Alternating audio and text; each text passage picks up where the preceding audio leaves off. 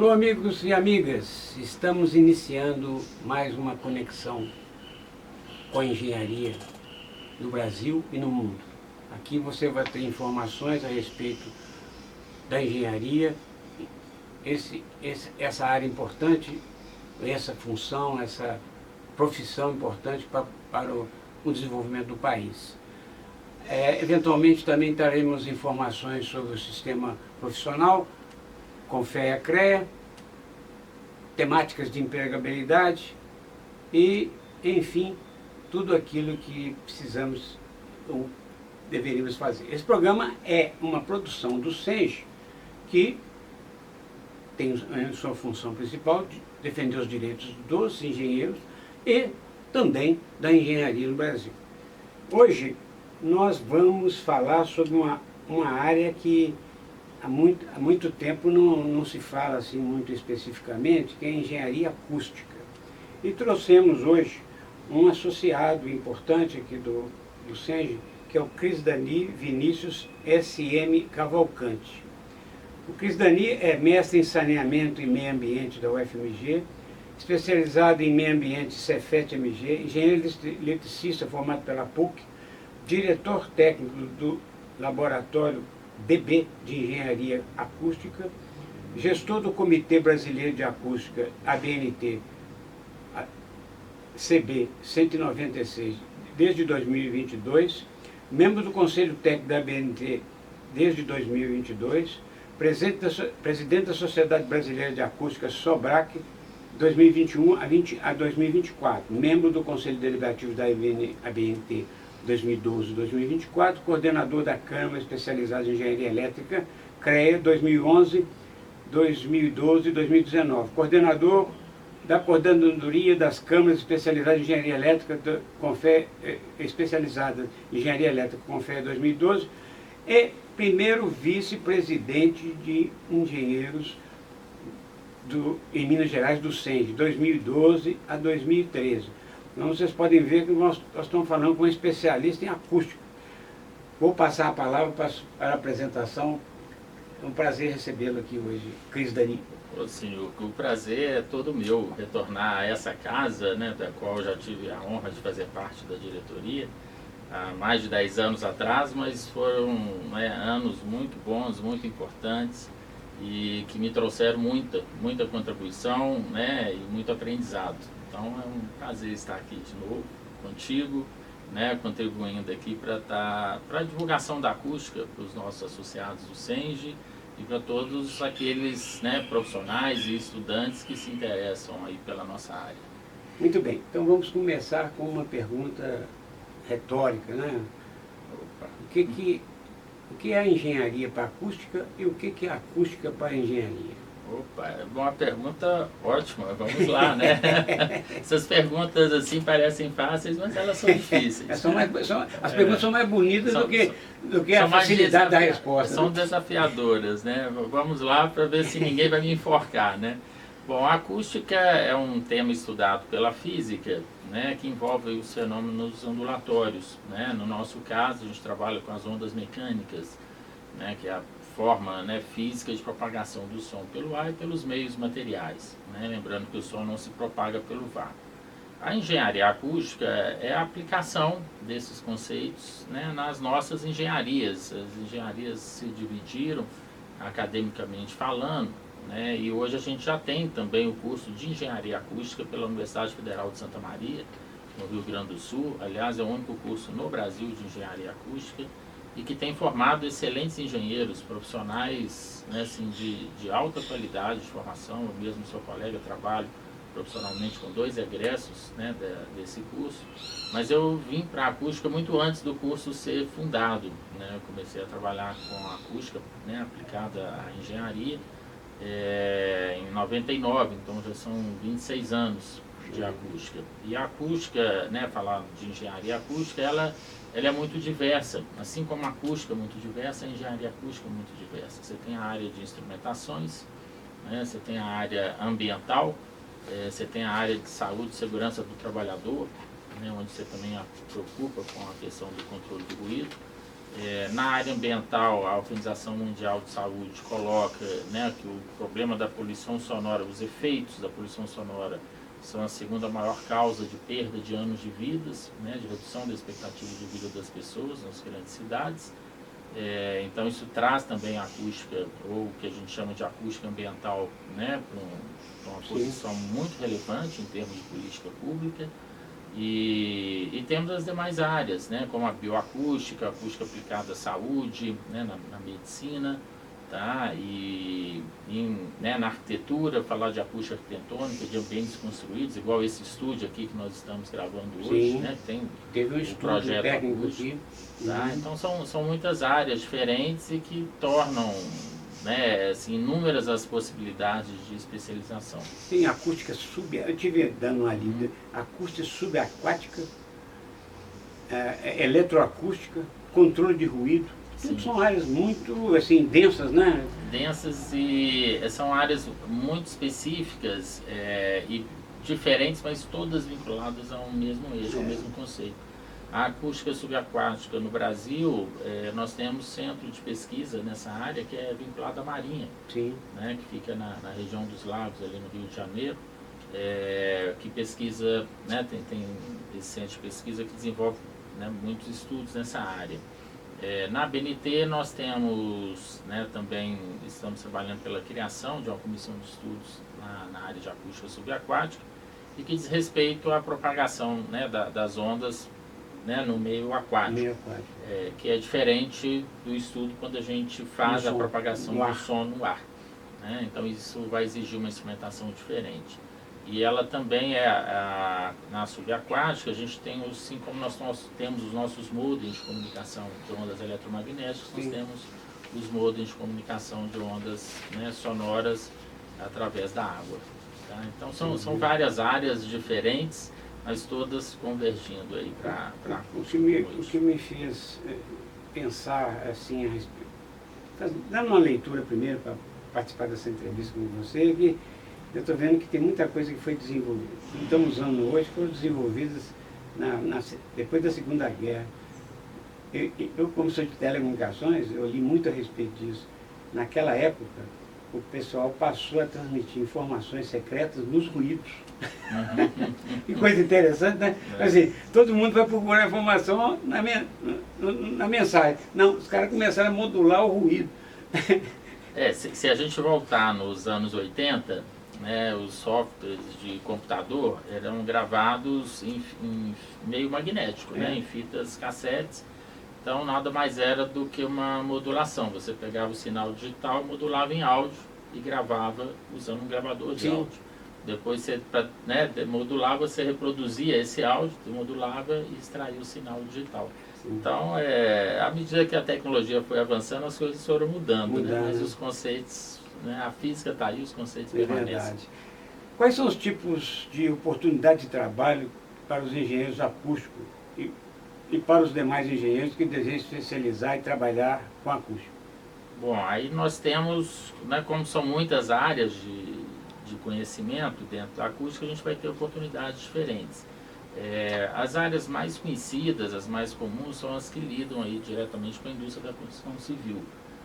Na indústria da construção civil você tem, né, hoje a regulamentação, né, através da norma de desempenho, o capítulo 12 é desempenho acústico. Então você precisa adequar os projetos de edificações residenciais para que a gente tenha, né, conforto e privacidade, né, e saúde, né, adequada no ambiente construído. Então isso envolve desde um isolamento acústico entre unidades habitacionais, para que você não escute seu vizinho não te escute, né, você não seja importunado ou tenha o sono prejudicado pelos ruídos externos, né, que entram às vezes dentro de um apartamento, de uma casa, né, como o ruído de tráfego, por exemplo. Né, e também os ambientes que precisam de uma adequação especial, igual os ambientes de trabalho, um estúdio como esse que nós estamos, né, salas, né, de concerto, como a Sala Minas Gerais aqui em Belo Horizonte, que é um exemplo internacional de qualidade acústica, né, feita por um colega, né, da nossa área, o José Nepomuceno, José Augusto Nepomuceno. Então, né, a acústica ela vai se inserindo, né, nesses diferentes setores. Um dos mais fortes é a construção civil, né? Nós temos também indústria de instrumentação, temos também indústria de materiais, né?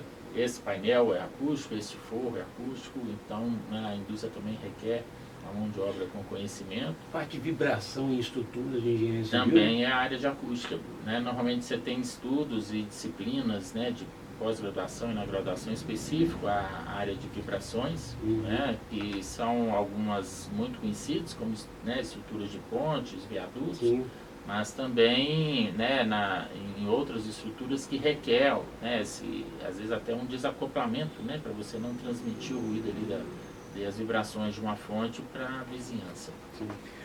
Uma coisa interessante que eu gostaria de perguntar, até pelo seu relacionamento com o CREA na Câmara, é o seguinte: há legislações que regulamentam essas oportunidades. E como está o cenário de normas técnicas nacionais e internacionais com apoio dos engenheiros que trabalham na área de acústica? Olha, nós temos na nossa área... O que o engenheiro área... precisa de ter quais atribuições que o engenheiro deve ter para ser contratado como engenheiro? Então vamos lá. Bom, primeiro, ter o conhecimento de acústica é o primeiro passo. Né? Como eu disse, a engenharia acústica como graduação, ela é um curso novo, recente. Foi regulamentado o título de engenheiro acústico, né? Numa resolução, salvo engano, de 2016. Tá? Nós estamos, né, há 9 anos, né, dessa regulamentação. Então, assim, né, e temos que considerar que a Sociedade Brasileira de Acústica tem 40 anos.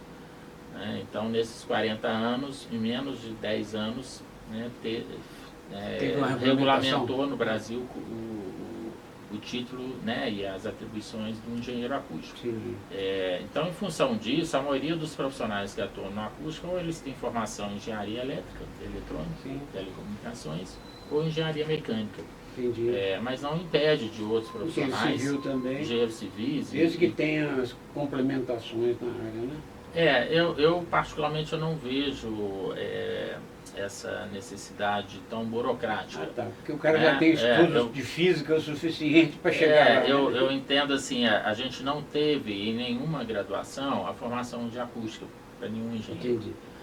Então, quem buscou em pós-graduações, seja lá do senso ou estrito senso, estudando sozinho ou desenvolvendo o aprendizado através da prática, né? Trabalhando com algum profissional com quem pôde aprender e vivenciar ali os conhecimentos.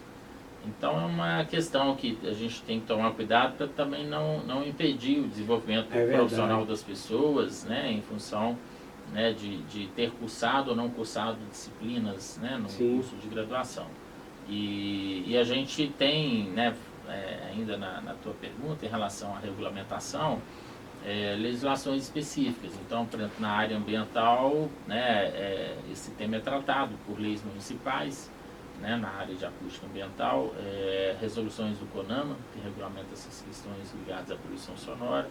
Na parte de construção civil, nós temos leis municipais também, normas da BNT, né, que trazem essas orientações.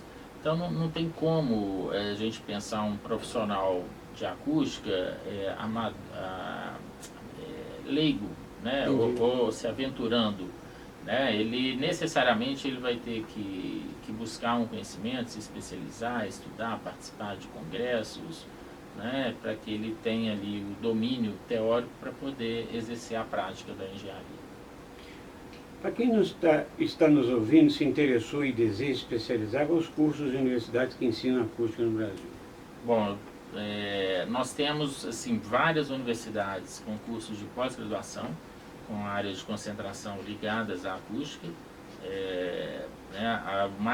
As mais tradicionais são a COP, no Rio de Janeiro, a Universidade Federal de Santa Catarina, né, onde também a gente tem laboratórios de acústica.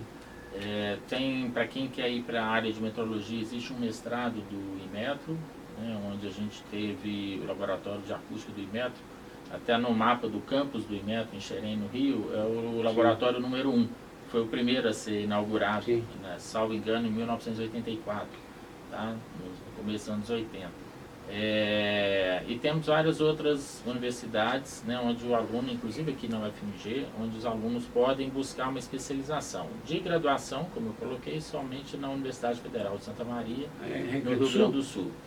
Para quem desejar estudar e buscar, no site acústica.org.br, que é a página da Sociedade Brasileira de Acústica, consta uma relação de todos os cursos de graduação e pós-graduação na área de acústica disponíveis no Brasil, sejam instituições públicas ou privadas, né, lá consta essa relação. Vale a pena visitar o site acústica.org.br.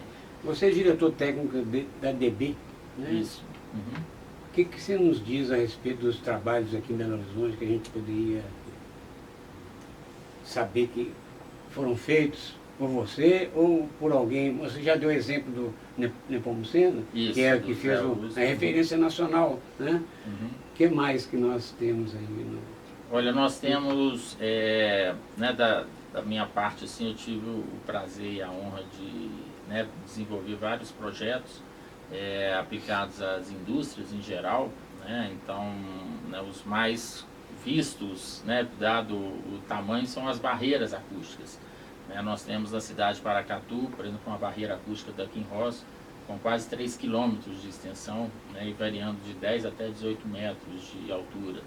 Temos barreira acústica projetada também, que dá essa visibilidade, né, pela dimensão física, na cidade de Vitória, na área portuária. Temos barreira acústica aqui em Nova Lima, né, ali entre o condomínio Morro de Chapéu e a mina de Horizontes, da Vale, ali uma barreira acústica também que a gente projetou.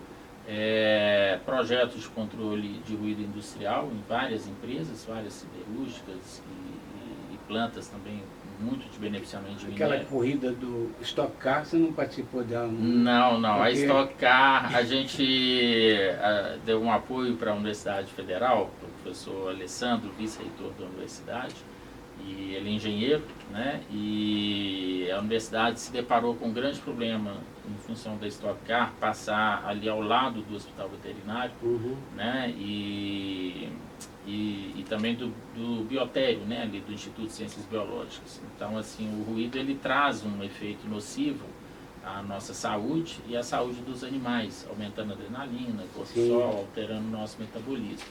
Então, num biotério onde você tem estudos, né, sendo feitos, você precisa ter um controle da condição dos animais, né? O mesmo no hospital veterinário, porque você tem animais ali em internação, em tratamento, que requerem, né, o mesmo cuidado ambiental, né, que você tem que ter no hospital para os seres humanos. Então, a universidade se deparou com esse conflito. Tá? Assim como acontece também em algumas situações de shows e eventos ao ar livre, né, onde você tem os sons, né, se irradiando, se propagando por 1, 2, 3, 4 quilômetros de distância. Então isso também traz incômodo à população. Então, assim, são muitas áreas que a gente pode atuar. Tem, né, eu não citei, tem a parte de áudio, né, essa parte de controle de sonorização, estudo, né, das torres de sonorização, da potência, direcionamento, né, desses alto-falantes, dessas caixas de som, né, para que você controle e não gere a poluição sonora, não gere o efeito né, nocivo à população em geral. E hoje, né, existem ferramentas de softwares que a gente usa para simular isso, então a gente consegue fazer mapas estáticos, mapas de vídeo dinâmico, né, praticamente chegar ao ponto até da gente ter situações de conseguir fazer simulações quase que em tempo real. Entendi. Para que a gente previna essas situações de poluição sonora.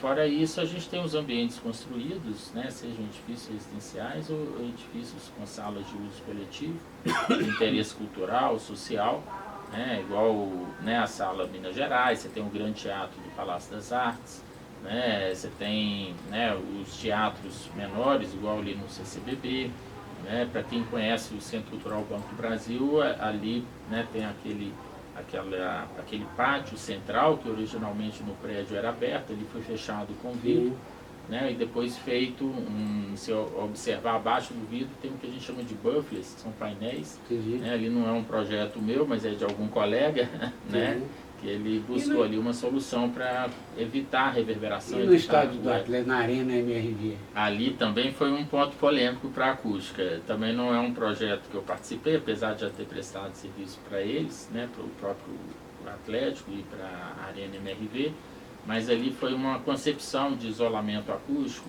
procurando evitar que o som de shows e eventos dentro da arena atingisse a comunidade do entorno, porque a arena ela é vizinha, né? De um lado da rua casas, do outro lado a arena. Então a concepção, né, do projetista original teve essa preocupação mais ambiental. Só que devido ao excesso de absorção sonora, você tirou a reverberação, aquela sensação de eco, né, da torcida gritando e o som ecoando ali dentro da arena. E isso prejudica, né, como eu disse, altera a nossa adrenalina. É verdade, é verdade. Então essa sensação de prazer da torcida ficou prejudicada. Dani, um prazer recebê-lo. Eu queria que você desse uma mensagem para os engenheiros e engenheiras que estão nos escutando e mesmo as pessoas que têm na engenharia assim, uma admiração pela sua importância ao desenvolvimento do país. Opa, né, primeiro agradecer, Sinilk, né, o teu convite para estar de volta aqui no Sindicato de Engenheiros, essa casa que sempre nos acolheu, acolheu inclusive a acústica. Nós já fizemos reuniões de normalização, de elaboração de normas da área de acústica aqui na sede do SENS de Minas. E então, né, primeiro esse agradecimento, né, depois o convite para todos aqueles que são interessados pela área, sejam engenheiros, arquitetos, geógrafos, geólogos. Nós temos o site acústica.org.br, que é a página da Sociedade Brasileira de Acústica, uma entidade já com 40 anos, como eu comentei, onde a gente tem a revista Acústica e Vibrações, né, com todas as edições disponíveis para acesso pelos internautas, informações sobre centros de pesquisas e universidades, cursos de graduação, pós-graduação na área, e os eventos que acontecem, né? Já deixo aqui o convite para participação, né, no Internoise, que é um congresso internacional de acústica que ocorrerá esse ano em São Paulo, no mês de agosto, e, né, do congresso, o 31º Encontro da Sociedade Brasileira de Acústica, Congresso Científico Nacional, que a gente fará ano que vem em Minas, nas cidades de São João del Rei e Tiradentes. Tá? Então já fica aqui o convite para, né, aqueles que estiverem nos assistindo, né, ficarem atentos ao site da Sobrac para na época da inscrição poderem participar. Né? No mais, fico também à disposição de todos. Muito obrigado. Você teve hoje o Caminho das Pedras sobre engenharia acústica. Agradeço a você, engenheiro, agrônomo, geocientista e demais pessoas que têm interesse em conhecer a engenharia nacional, por esse 120 minutos. Siga a gente nas suas redes sociais. Foi um prazer e até o próximo programa.